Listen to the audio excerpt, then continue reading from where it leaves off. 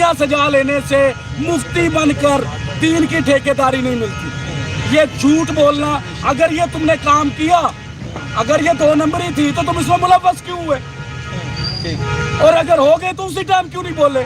آج جب ساری جماعتیں, سارے چور, سارے مفاد پرست, ساری طاقتیں امریکہ سے مدد مانگ کر عمران خان کو باہر نکالنا چاہتی ہیں, تو آج یہ خبریں باہر نکلیں گی تو کردار کشی ہے میرے مرشد پر. جتنے مفتی ساتھ ملانے ہیں ملا لو, جب اللہ عزت دیتا ہے پھر کوئی کردار کشی نہیں کر سکتا. یہ نون لیگ کا وتیرہ ہے, یہ نون لیگ کا سپاہی مفتی ہے, یہ اس کے کھانے پر چلتا ہے مفتی. اگر یہ اللہ کے ایمان پر چلتا ہوتا تو یہ اس ٹائم بولتا جب یہ گناہ ہو رہا تھا. آپ کردار کی بات ہے, آپ کے پاس کردار کا ثبوت ہے کہ آپ نے ان کے کردار پہ بھائی سب سے بڑا کردار یہی ہوتا ہے. آپ کے دین کا اگر آپ نے کوئی پیمانہ لگانا ہے نا, کوئی پیمانہ لگانا ہے تو دین کا پیمانہ یہی ہوتا ہے کہ اگر میرے سامنے غلط کام ہو رہا ہے تو میں اس کو اسی ٹائم کہوں گا نہیں میرے اندر دین ہے. یہ دین کے جذبے بار بار جا کے ڈالروں سے نہیں جاگتے کہ ڈالر لے لیے تو 2 سال والی بات بتا دی. نہیں, اگر ایسا ہے, ایک سوال ہے, اگر ایسا ہے بھائی کیوں ایسا ہے؟ مسترد ڈسکس ہی نہیں کروں گا. اگر پیمرا کے پاس اختیار ہے کہ وہ میرے مرشد کی آواز کو بند کرے گا, یہ مرید آہستہ آہستہ میں آپ کو بتا رہا ہوں میں مسترد کروں گا ان کو بھی. لوگ ان کی باتوں کا جواب نہیں دیں گے, ان کو ڈسکس نہیں کریں گے. مسترد کرے گی 23 کروڑ عوام. یہاں بیٹھ کر کرواؤں گا, آپ کے سامنے کرواؤں گا انشاءاللہ تعالی. نعرہ تکبیر, نعرہ رسالت, نعرہ حیدری,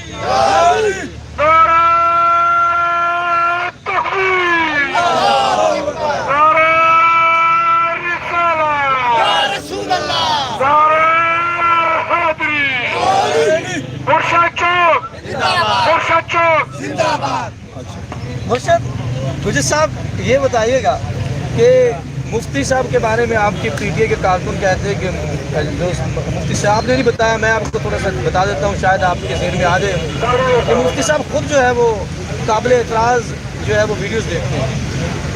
بھائی جان میں اس کا مرید ہوں جس نے آج تک کسی کو یہ سمجھا ہی نہیں ہے, لیول میں ہی نہیں رکھا. کبھی عمران خان نے کسی اس طرح کی کردار کشی کا جواب دیے؟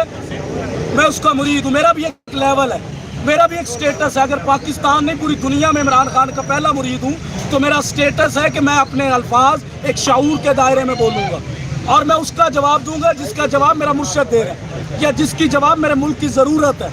یہ اس طرح کی باتیں ڈسکس اس لیے کی جاتی ہیں کہ جناب ان کی باتیں پھیلائی جائیں.